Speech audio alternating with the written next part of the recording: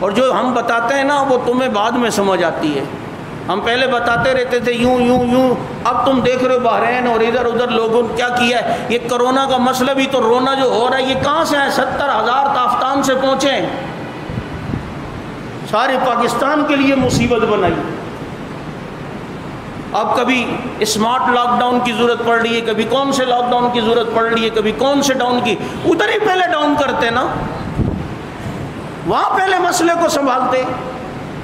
اور تمہارے اتنے پالے ہوئے لاڈلے کہ جب لوگوں کو حقیقت ان کی پتہ چلی, ان کو بدنامی سے بچانے کے لیے تم نے سارا رخ تبلیغی جماعت پہ پھیر دیا کہ جناب ان کی وجہ سے کرونا پھیلا ہے.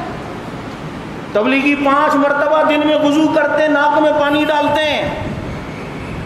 ان کا کرونا نہیں ہے, ان کا رب کے آگے رونا ہے. اور یہی رونا تم لوگوں کو عذابوں سے بچا رہا ہے.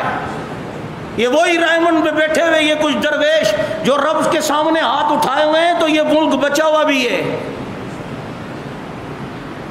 اس لیے احتیاط کی ضرورت ہے ہر معاملے میں.